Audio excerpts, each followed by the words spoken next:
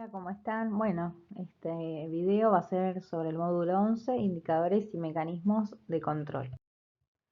Vamos a desarrollar los temas de control, métodos de control, mecanismos de control, benchmarking, tablero de comando, indicadores y auditorías médicas. Los objetivos cognitivos son comprender la función gerencial de control aplicada al ámbito de salud, conocer los métodos y mecanismos de control más utilizados en instituciones de salud. Objetivos de habilidad, desarrollar una serie de indicadores para armar un tablero de comando para una institución de salud. Funciones básicas de la administración: planeamiento, organización, dirección y control. El planeamiento es la determinación de los objetivos y la elección de cursos de acción para poder lograrlos. Luego de definir los objetivos, es necesario saber dónde estamos parados y hacia dónde queremos ir, minimizando los riesgos y maximizando el tiempo y los recursos que tengamos disponibles. Luego es necesario desarrollar premisas, considerando escenarios futuros, para poder identificar y elegir los cursos de acción a implementar. Y por último, ejecutar los planes y evaluar los resultados. La planificación puede ser estratégica, que tiene que ver con la toma de decisiones a largo plazo, y operativa, que implica planes a mediano y a corto plazo. El alcance de esta última es más específico y refleja las metas que debe alcanzar cada área de la organización. Organización. La organización implica la adecuada combinación de los medios, tanto humanos como materiales, y el tiempo para poder lograr la ejecución de las tareas planificadas. Dirección. Se trata de guiar y orientar al personal. La administración debe guiar al personal, es su responsabilidad comunicar las políticas y los objetivos de la empresa a los subordinados, a los trabajadores, y el supervisor y cada administrador deben tratar a sus subordinados bajo determinados estándares de respeto y también motivación y liderazgo. Una manera de ejecutar la dirección es supervisar a los trabajadores en su trabajo diario e inspirarlo a lograr las metas organizacionales. Control. Como indica la filmina, es el proceso sistemático a través del cual los administradores regulan las actividades organizacionales para hacerlas consistentes con las expectativas establecidas en los planes, metas y estándares de desempeño. Los administradores deben controlar que las actividades de la compañía están en línea con las políticas y objetivos de la organización en general. Es también responsabilidad del administrador observar y reportar las desviaciones de los planes y objetivos y coordinar las tareas para corregir las posibles desviaciones. ¿Por qué surge la necesidad de controlar? Bueno, puede ser por los cambios que hay, ya sea tanto internos como externos, es decir, del entorno. Cuando es un sistema abierto, interactúa con el entorno, entonces siempre está vulnerable a los cambios que haya en el entorno y cómo pueden repercutir dentro de la organización. Y esto implica a los trabajadores, a los recursos que tenga y demás. O sea, ya no solo recursos humanos, sino recursos técnicos, entre otros.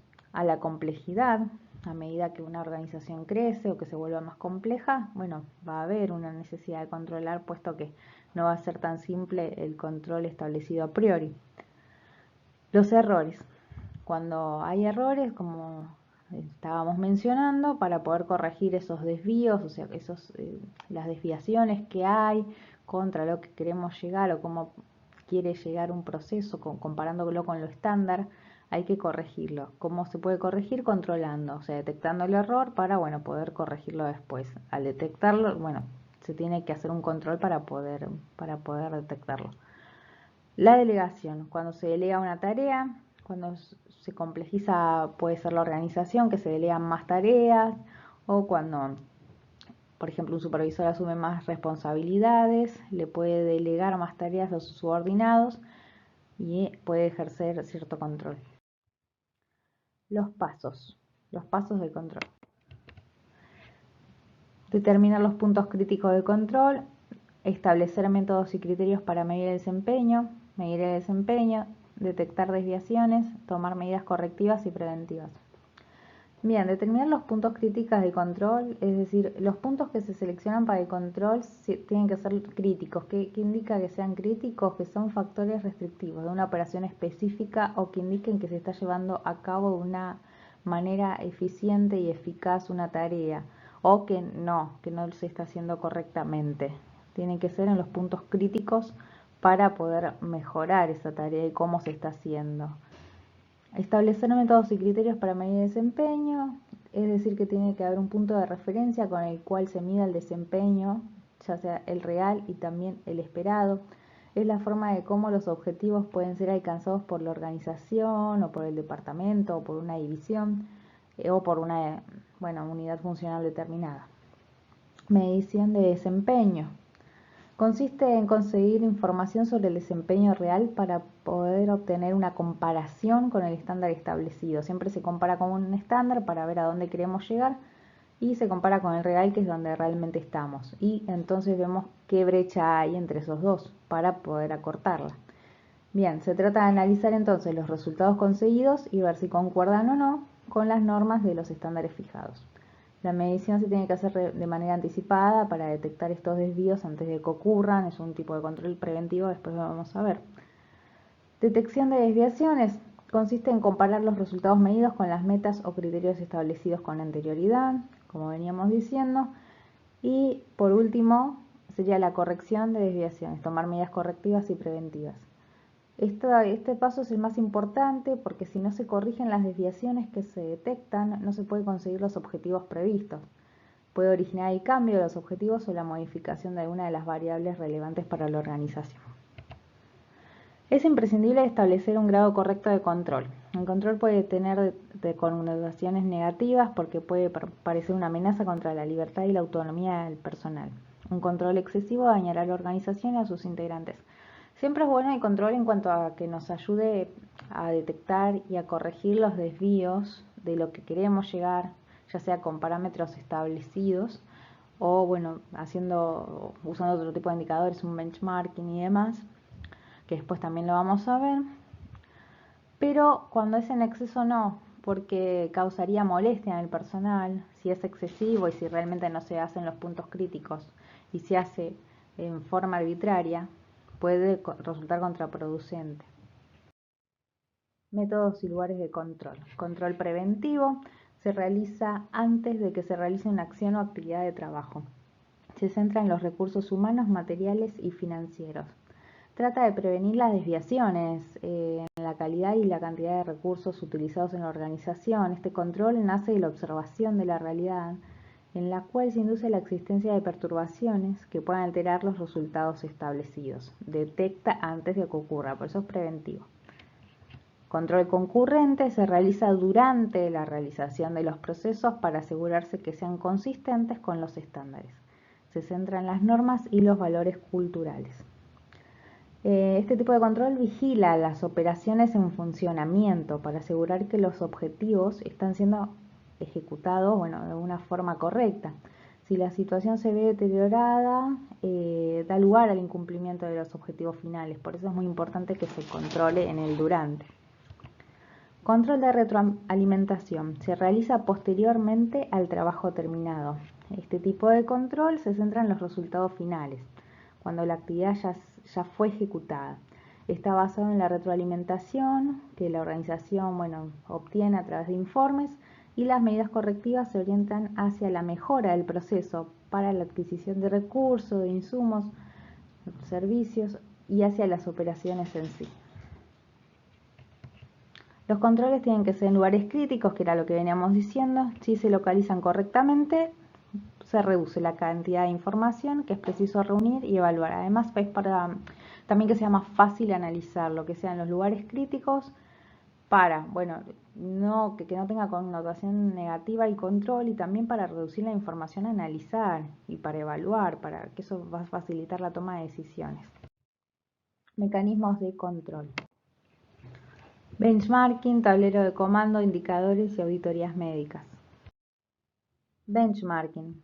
Es el proceso continuo de medir productos, servicios y prácticas contra los competidores más duros o aquellas compañías reconocidas como líderes en la industria. Es decir, ver de qué manera lo estamos haciendo en relación con los demás, especialmente a quienes se supone que lo hacen bien. Es un proceso sistemático y constante. Se debe realizar contra aquellos que son reconocidos como las mejores, como líderes o referentes del área o el sector. Hay un caso muy conocido que, Starbucks hizo, puede ser un ejemplo de benchmarking, que lo que llevó a cabo Starbucks era que quería optimizar, digamos, los tiempos en cuanto a la preparación del café. Ellos tenían que potenciar sus ventas y la preparación del café les consumía mucho tiempo. Entonces tomaron como empresa referente a la empresa, bueno, es un fabricante automovilístico japonés que es muy conocida, la empresa Toyota, que es un gran ejemplo a seguir en cuanto a la optimización del tiempo en sus fábricas. Entonces Starbucks lo toma. El 30% lo que descubrieron fue que el 30% del tiempo que se empleaba en la preparación de café se perdía en el tiempo utilizado por empleados para agacharse, caminar, ir a buscar los ingredientes y demás. Entonces, después de analizar el análisis de los benchmark, en Starbucks implementaron un plan de acción basado en la optimización de los procesos para preparar sus cafés. ¿Qué hicieron? Bueno, un rediseño del espacio de trabajo junto a una nueva disposición de los utensilios y las máquinas necesarias para la preparación de sus productos. Simplemente eso. Cambiaron eso para que tengan todos más cerca, por ejemplo, los utensilios a utilizar o los ingredientes para preparar el café y bueno, ahí redujeron bastante y también lo que hicieron fue optimizar el tiempo. Estos aspectos aparentemente tan simples como acercar y mejorar la disposición de los ingredientes hicieron que se mejorara casi un 20% de elaboración los cafés. Todos los productos mejoraron un 20% en cuanto a tiempo de elaboración. O sea que es muy importante tomar como referente, tomar esa mejora y poder implementarla y que esto sea un proceso de mejora continua, o sea que sirva para procesos futuros. Por eso si analizamos los pasos del benchmark, debo ver este ejemplo que por ahí es un ejemplo que lo muestra más claramente. Los pasos, bueno, sería el primero la planificación, o sea, digamos responder a las 3 preguntas: ¿qué quiero medir? ¿A quién voy a medir? ¿Cómo hacerlo? La segunda es una recopilación de datos, de eso depende que tenga éxito este proceso de benchmarking. El tercero es un análisis de esos datos, que se analizan los elementos que causan las diferencias entre la organización nuestra y la que tomamos como referente. El otro paso es acción, que es analizar esa información, seleccionar los aspectos de referencia en estas empresas líderes y adaptarlos implementándola en nuestra organización y bueno, añadiéndole también una mejora o alguna ventaja que le aporte valor.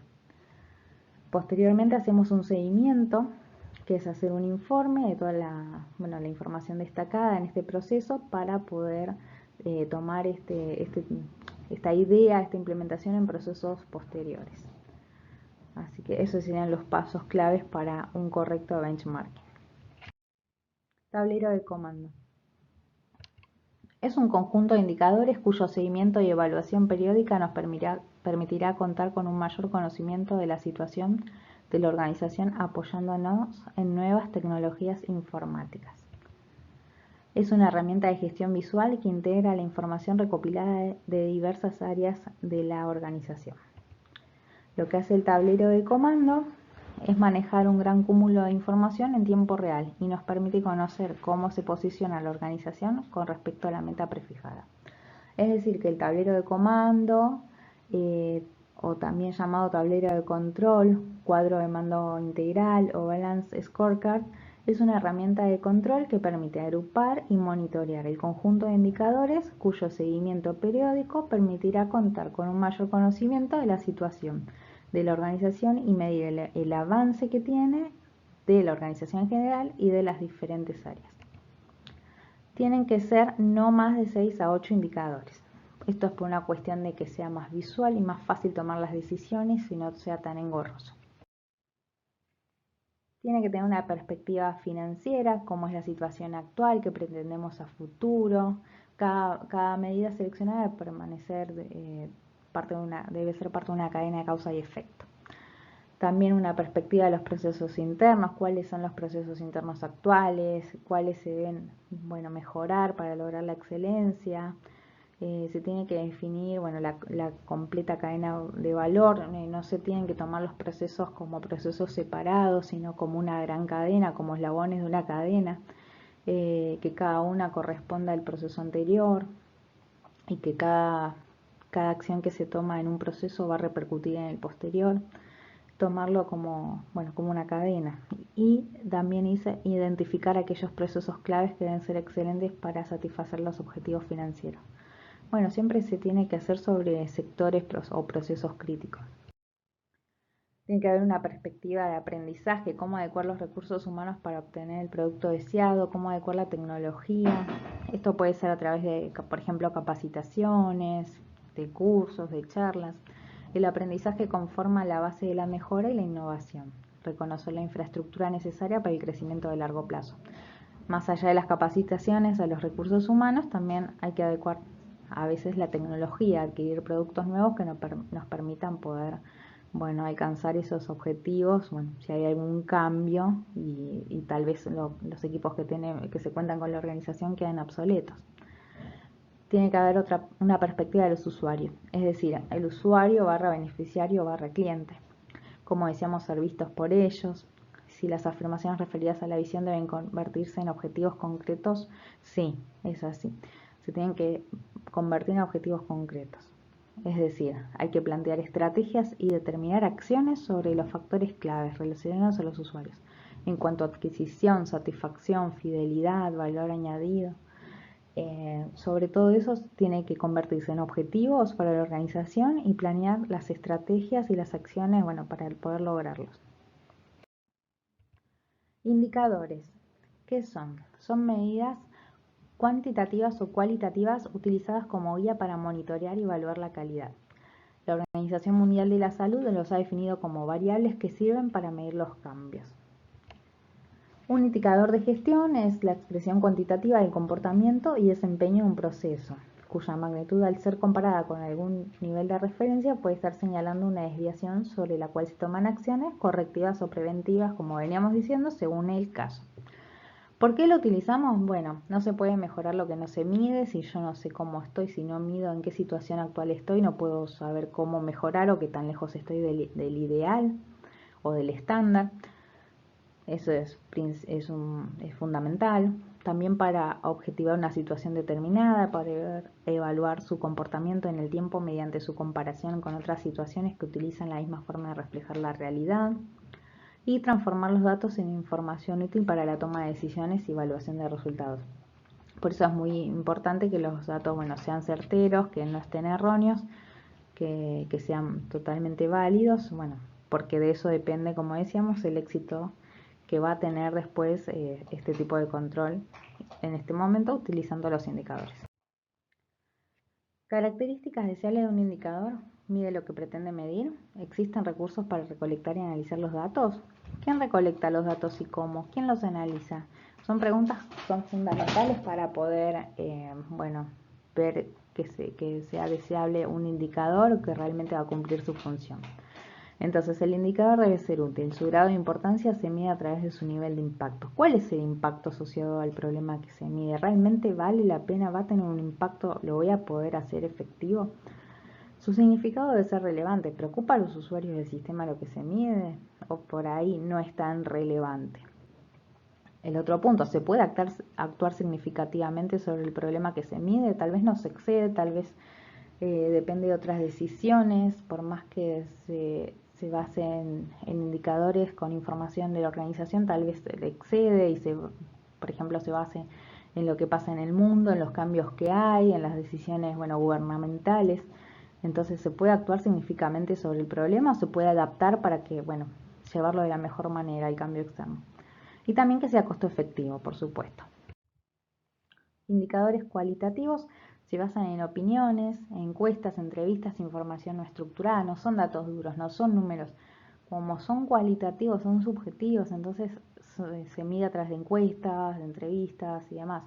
Suministran información sobre aspectos no contemplados en los indicadores cuantitativos, no se reemplazan, o sea, se complementan uno al otro, tanto indicadores cualitativos como cuantitativos. Pueden expresarse como puras opiniones procesadas y homogeneizadas. Eso es cuando uno tilda una respuesta que ya está predefinida, por ejemplo, el muy satisfecho, no satisfecho, poco satisfecho, está definido. Como datos absolutos, la puntuación, por ejemplo, de 1 a 5 al momento de evaluar un aspecto. Como datos relativos, el tanto por ciento de los encuestados opinan tal y tal alternativa en una misma cuestión, otro porcentaje opina una segunda alternativa. Siempre se puede usar también los porcentajes de las opciones que marcaron los usuarios.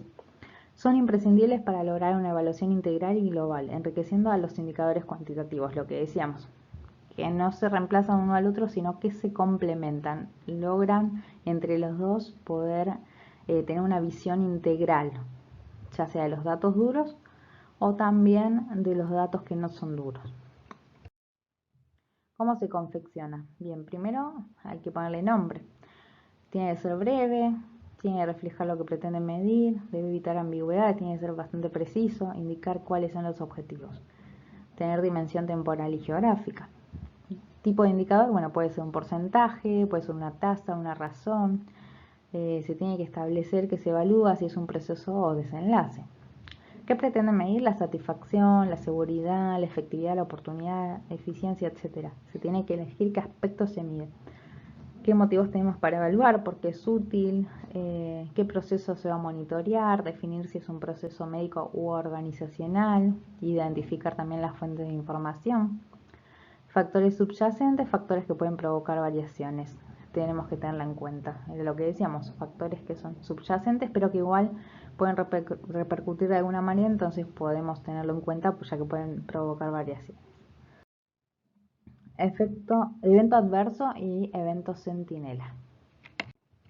El evento adverso es un suceso inesperado que puede causar algún daño, ya sea físico o psicológico, al paciente. Surge como consecuencia de la atención médica sanitaria que el paciente recibe y no de la enfermedad que padece. Puede ser evitable o no. Evento centinela. Es un suceso imprevisto que causa la muerte al paciente o graves daños físicos o psicológicos, que se llama centinela porque su aparición dispara una alarma y debe seguirse una exhaustiva evaluación para averiguar las causas de su aparición y controlar la aparición de nuevos casos. Todo evento centinela es un efecto adverso. O sea, el evento centinela es un efecto adverso, pero en su mayor expresión, digamos. Y estos dos eventos son una forma de indicadores, ¿no? Auditoría médica. Es un proceso interdisciplinario que permite asegurar la calidad de la atención médica, midiendo el grado en que se cumplen las normas según el mejor conocimiento médico existente en cada momento y de acuerdo a los principios y prácticas generalmente aceptadas. Es realizada por médicos y se evalúa la documentación clínica obrante, es decir, la historia clínica y los resultados de los estudios. Eso es el papel que los médicos que auditan tienen para poder evaluar los pasos que se siguieron y para ver el proceso realizado. Y entonces ahí asegurar la calidad de la atención médica. Entonces con esta documentación miden qué grado se cumplieron las normas según, bueno, como decíamos, las prácticas generalmente aceptadas y lo que tiene que estar, todos los datos que tienen que estar en la historia clínica, por ejemplo, en cada proceso, en cada prestación médica que esté el sello y la firma del médico interviniente, bueno, que no falte ningún dato del paciente, que se detalle la prestación, la práctica que se le hizo. Se evalúan y corrigen los procedimientos médicos y resultados que son comparados con los estándares. De nuevo, hay estándares de cuidado con los que son comparados. Entonces se tiene que acercar a los estándares o que lograr que estén lo más cerca posible de los estándares. El objetivo es mejorar la práctica médica y ser un medio de educación continua. ¿Qué se evalúa? Bueno, como decíamos, la calidad de la atención médica profesional, el apego a las normas, procedimientos o procesos de atención por parte del médico profesional, la imparcialidad o neutralidad del proceso evaluativo en sí, el espíritu de autoeducación continua y sistemática, o sea, que vayan aprendiendo de esos errores, que se pueda mejorar, que sea algo continuo y sistemática, que no se quede solo en un proceso y que digamos, no pase de ahí, sino que sea todo el tiempo una mejora continua para los profesionales. Se compara con patrones o estándares o ideales de referencia, como estábamos diciendo anteriormente, y se necesita por parte del profesional un compromiso serio y profundo.